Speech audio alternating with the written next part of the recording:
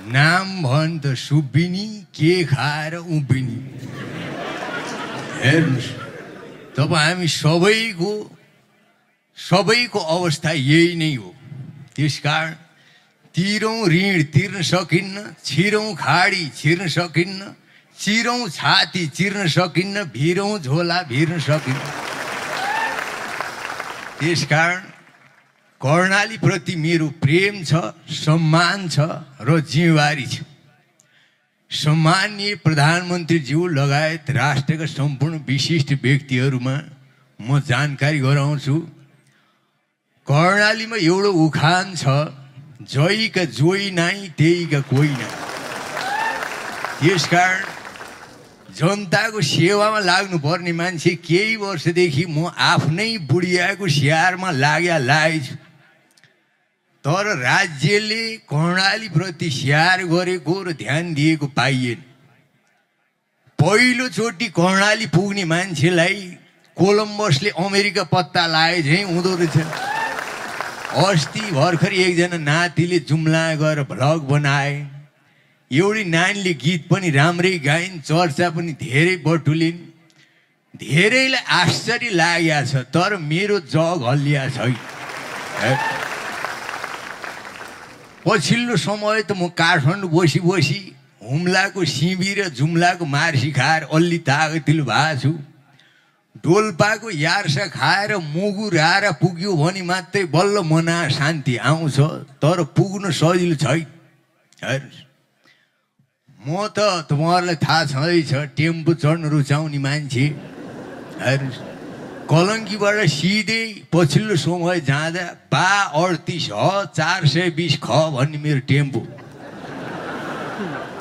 Tempo लिएर सिधै कर्णालीको लागि प्रस्थान गरेँ। बाटा छैन, ड्राइभरले धेरै ठाउँमा लडायो। धन्न क्यापिटल सुज लाएको थिएँ र मलाई सजिलै भयो, कम दुःखले पुग्यो। हेर्नुहोस् कालीकोटबाट नागमा नपुगुन्जेल चाहिँ तपाईँ चाहिँ नि टेम्पोले मलाई होइन, मैले टेम्पोलाई बोके चाहिँ भयो। अरू त अरू कर्णालीलाई गुगलले समेत हेप्या छ। हेर्नुहोस् नयाँ अपडेट भएर आएको स्टेट भ्यूले समेत वीरेन्द्रनगरभन्दा माथिको चित्र देखाए। यसकारण मैले त पहिलेदेखि नै भन्दै आएको हो नि, नेपालमा सङ्घीयताको रमिता बढी भयो। अब भूभाग र भौगोलिक हिसाबले सम्पूर्ण कर्णाली चाहिँ नि माथि छ। अनि प्रदेशको राजधानी सुर्खेतमा राखेर त्यो हुम्लाको मान्छेलाई के फाइदा भयो? नेता र प्रशासकलाई मात्रै सुविधा हुनुपर्ने हो कि जनता पनि बगेर तलै आउँछन् र च्याप्प समाएर कराप्प पार्नुलाई भनेर हो? तपाईँ चाहिँ फाइल तलै अड्केपछि माथि विकास कसरी पुग्ने? त्यसकारण हामीले ल्याएको परिवर्तन कस्तो, उँधो बगाएर उँभो खोज्नु जस्तो। सङ्घात्मक प्रणालीले तपाईँलाई के दियो थाहा छ? 7 भाइ हला काट्न भनेर बन्नु गएका, 2 भाइ रुख ढाल्न पट्टि लागेछन्, 5 भाइ डिलामा बसेर उँधो ढल्छ कि उँभो ढल्छ भनेर बाजी ठोक्दै थिए। त्यही बेला रुख गर्लाम गुर्लुमो ढलेर 2 भाइलाई सोरेर भिरा हालिहाल्यो।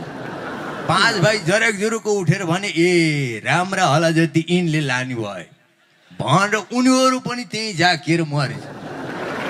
त्यही हो नतिजा। हेर्नुहोस् त्यस कारणले यो त्यति सजिलो विषय छैन। तपाईँहरूलाई म भनौँ एनजिओ र आइएनजिओका ठुल्ठुला संस्थाहरूले कर्णालीका गरिबी महामारी भोकमरी र भत्केका पुलका फोटा बेचेर आफ्नो धन्दा चलाइराखेका छ। अनि काठमाडौँमा बसेर सुकिला भोटा लाउनेहरू पनि कर्णालीको स्तर उन्नति होस् भन्ने चाहँदैनन्, किनभने उनीहरूको त खाने मुख टालिने भयो नि। त्यसकारण फोटावाला र भोटावाला दुईटैले कर्णालीलाई राहत दिँदैनन्। जसले कर्णाली चिनेको छ त्यसले इमान, आवाज र पसिना दिएको। अब म तपाईँहरूलाई अरू कुरा के भनौँ, नेपालका प्रत्येक पार्टीलाई नेताले चाहिँ नि माई खाने भाँडो बनाए। भाँडो पनि आफ्नो भए त हुन्थ्यो, विदेशीले दिएको। पहिला चाहिँ नि भाँडो मागे, त्यसपछि माग्न सुरु गरे। हेर्नुहोस्, सत्ता नपुगुन्जेल भाँडो, सत्ता पुगेपछि त्यही एजेन्डा घाँडो अघि भयो। र नेपालका प्रत्येक कम्युनिस्ट पार्टीहरू त अझ के भन्नुहुन्छ भने तपाईँ चाहिँ नि बर्मजियाको बाजेको पेडा पसल जस्तो। त्यसका बाजेको पेडा पसल कसरी चिन्ने, यो असल कि ऊ असल?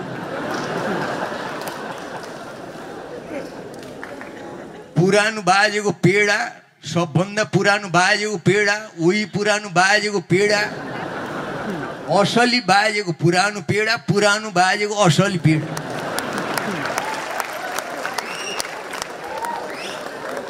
त्यसकारण एउटो कम्युनिस्टले अर्को कम्युनिस्टलाई ठेट्ना भन्छ, तर आफूले आफूलाई फुल सम्झन्छ। यो हामीले देख्दै आएका छौँ। र कुनै पनि पार्टीका सल्लाहकारहरू पनि गतिला छैन। एउटो टडक नेपाल आएको मालबाग टडक, अनि पहाडको बाटोमा आएपछि ड्राइभरले खलासीलाई भन्दो रहेछ पछि देखो पछि देखो, अनि उसले पनि हेरेर भन्दो रहेछ चाहिँ नि आने दो गुरुजी, आने दो, आने दो गुरुजी, आने दो, आने दो गुरुजी भन्दो रहेछ। जब चाहिँ नि टायर ढिलोबाट मुनि गयो, अब क्या गरौँ साला, जाने दो गुरुजी, जाने।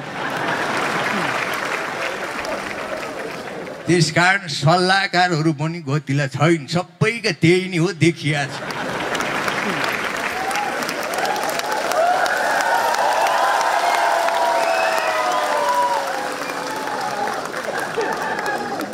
मूल कुरा कर्णालीको भएको हुनाले म धेरै बोल्दिनँ। समुन्नत, समृद्ध, अर्ग्यानिक र अलौकिक कर्णाली, प्रकृतिको स्वर्ग कर्णालीमा भेटौँला। कर्णालीका हरेक घरहरू होमस्टे र होटल बनुन्। कर्णालीका डाँडा काँडा पर्यटकले ढाकिउन्। यही नै म शुभकामना दिन चाहन्छु। र मेरो बटम लाइन भनेको पहिलेदेखि नै भन्दै आएको छु, अहिले पनि भन्छु, भोलि पर्सि नि भन्छु, कहिल्यै भन्न छोड्दिनँ। मेरो बटम लाइन के हो? हामीले ल्याएको परिवर्तन त ठुलो हो, तर खसी भनौँ बोसो छैन, बोको भनौँ नसो छैन। हस् त, धन्यवाद। जय कर्णाली, जुरुको कर्णाली।